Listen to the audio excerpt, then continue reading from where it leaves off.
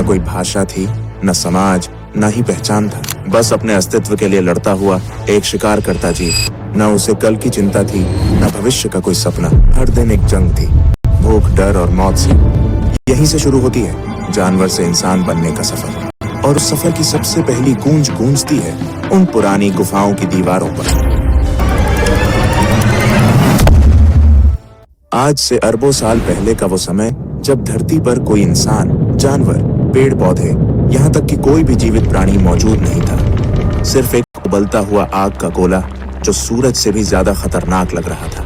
ना कोई हवा थी, ना पानी, सिर्फ धधकती हुई गर्मी, अंधेरा और चारों तरफ तबाही। ये वही धरती है जिस पर आज हम खड़े हैं।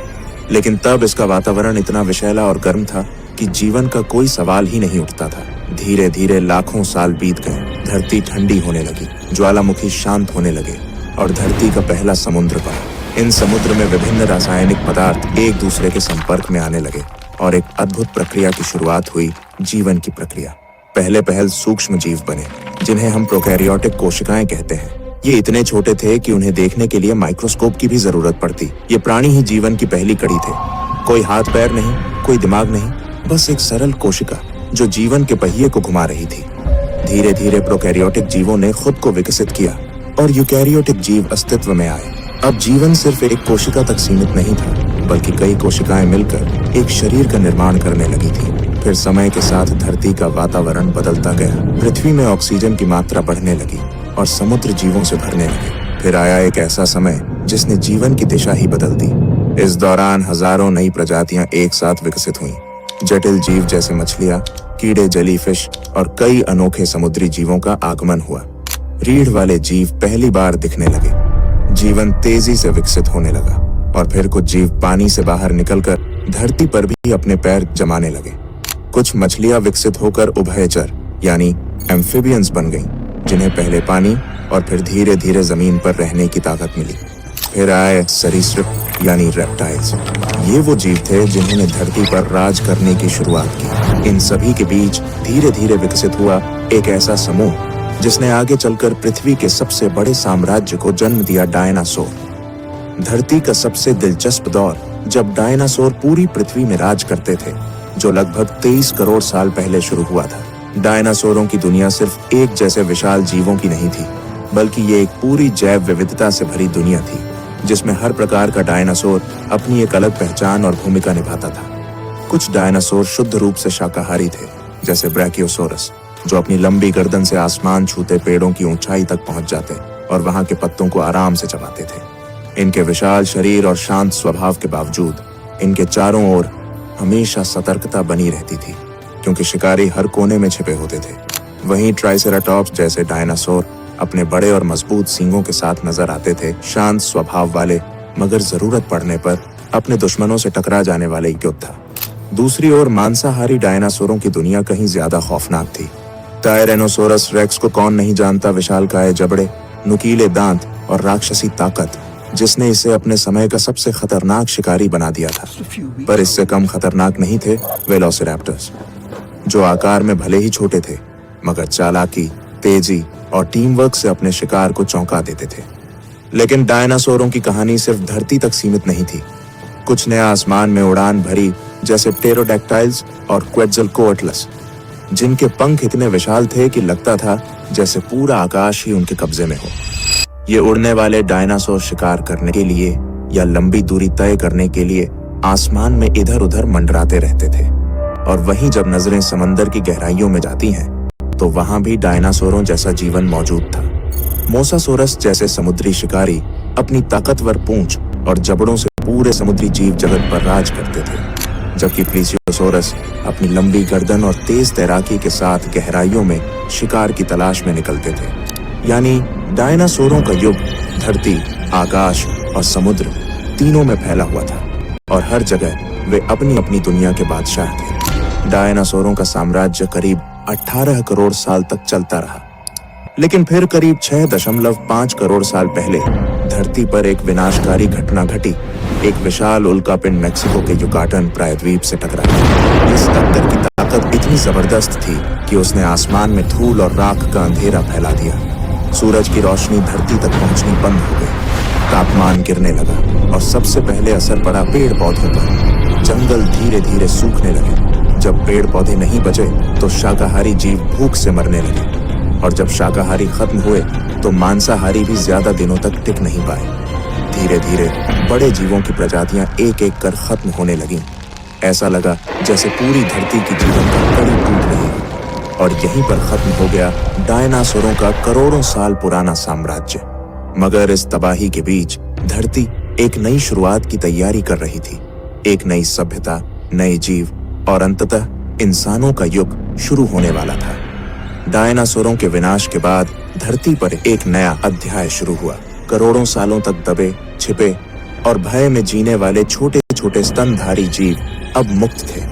पहले ये जीव पेड़ों की झाड़ियों में, जमीन के नीचे बिलों में या चट्टानों की दरारों में छिपकर रहते थे, क्योंकि धरती पर डायनासोरों का राज था और उनका किसी भी समय शिकार हो जाना तय था। मगर अब वह डर मिट चुका था। वातावरण धीरे धीरे स्थिर हो रहा था और जीवन को फिर से फैलने का मौका मिल रहा था।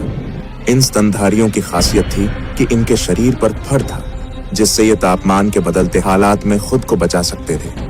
ये अपने बच्चों को जन्म देकर दूध पिलाते थे, जिससे उनकी संतानों की जीवन दर अधिक थी। जैसे जैसे समय बीतता गया, इन स्तनधारियों ने अपने पर्यावरण के हिसाब से खुद को ढालना शुरू किया। कुछ ने पेड़ों पर रहना जारी रखा, जहां उन्हें फल, पत्तियां और सुरक्षा मिलती थी। वहीं कुछ जमीन पर उतर आए और उन्होंने नई चुनौतियों का सामना करना सीखा। खुला आकाश, खुले शिकारी और बदलता मौसम। डायनासोरों के बाद धरती स्तनधारी जीवों से भर गई थी, लेकिन उनमें से कुछ खास प्रजातियां धीरे धीरे एक नए मुकाम की ओर बढ़ रही थीं। ये थे प्राइमेट्स, यानी वो जीव जो आज के इंसानों के सबसे नजदीकी पूर्वज माने जाते हैं। यही जीव आगे चलकर इंसानों के पूर्वज बनने वाले थे। इन प्राइमेट्स का विकास काफी रोचक था। उन्होंने पेड़ों पर चढ़ना, शाखाओं पर छलांग लगाना और तेजी से भागना सीखा। धीरे धीरे उनके अंगों में बदलाव आने लगा। उनकी उंगलियां लचीली होने लगीं ताकि वे शाखाओं को मजबूती से पकड़ सकें। उनके हाथ अब सिर्फ पकड़ने के लिए नहीं, बल्कि चीजों को घुमा फिराकर समझने और उपयोग करने के लिए बनने लगे। सबसे महत्वपूर्ण बदलावों में से एक था आंखों की स्थिति। अब उनकी आंखें सिर के सामने की ओर आ गईं, जिससे उन्हें गहराई और दूरी का बेहतर अनुमान होने लगा। यह बदलाव उन्हें पेड़ों पर छलांग लगाने और शिकारियों से बचने में बेहद मददगार साबित हुआ। समय के साथ प्राइमेट्स का दिमाग भी विकसित होने लगा। वे अब छोटे समूहों में रहने लगे, मिलजुल कर भोजन ढूंढते और एक दूसरे को खतरे से सावधान करते। सामाजिक जीवन की शुरुआत यहीं से हुई। समूहों में रहना और एक दूसरे से संकेतों के जरिए संवाद करना। सामाजिक जीवन की शुरुआत यहीं से हुई। समूहों में रहना और एक दूसरे से संकेतों के जरिए संवाद करना उनके दिमागी विकास का एक बड़ा कारण बना। धीरे धीरे शरीर में और भी बदलाव आने लगे। कुछ प्राइमेट्स ने जमीन पर ज्यादा समय बिताना शुरू किया। शाखाओं पर लटकने वाले हाथ अब जमीन पर चलने में भी इस्तेमाल होने लगे। रीढ़ की हड्डी में हल्का झुकाव आया और शरीर की बनावट ऐसी होने लगी कि वे कुछ समय के लिए दो पैरों पर खड़े हो सके। यही वो समय था जहां इंसान बनने की दिशा में पहला कदम रखा गया। दो पैरों पर खड़े होना सिर्फ एक शारीरिक बदलाव नहीं था, ये संकेत था एक नई सोच, एक नए दृष्टिकोण और धरती पर आने वाले सबसे जटिल जीव मनुष्य की शुरुआत का।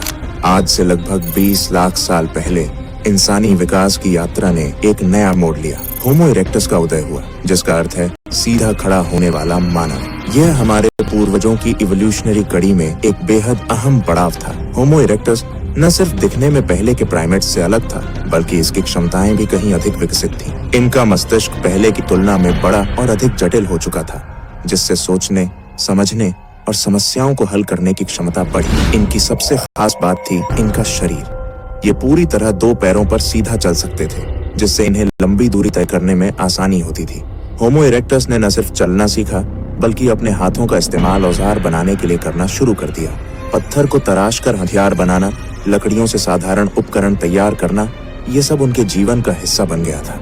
लेकिन जो चीज उनके जीवन में सबसे बड़ा बदलाव लेकर आई वो थी आग का प्रयोग। आग को नियंत्रित करना और उसका इस्तेमाल करना मानव इतिहास की सबसे क्रांतिकारी खोजों में से एक था। इससे खाना पकाना संभव हुआ, जिससे भोजन को पचाना आसान हो गया और पोषण भी बढ़ा। आग ने उन्हें ठंड से बचाया, जिससे अब वे ठंडे इलाकों में भी जीवित रह सकते थे।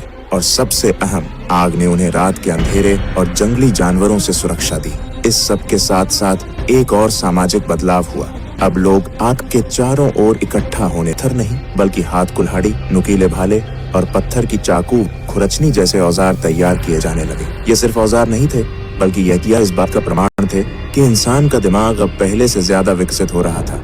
वह अब अपने पर्यावरण को समझने और उसे अपने अनुसार ढालने लगा था। समूह में रहने के अपने फायदे थे। भोजन मिल बांट कर खाया जाता, बच्चों की देखभाल पूरी टीम मिलकर करती और बीमार या बूढ़े सदस्यों की जिम्मेदारी भी सब मिलकर उठाते। यह सामूहिक जीवन इंसानी समाज की नींव बन गया। अब इंसान गुफाओं में रहने लगा था। अंदर आग जलाकर रात बिताना, ठंड से बचना और सुरक्षा महसूस करना, ये गुफाएं इंसानों के पहले घर बन चुकी थी। लेकिन गुफाएं सिर्फ ठिकाना नहीं थी, ये अब पहली कला की जन्मभूमि बनने वाली थी।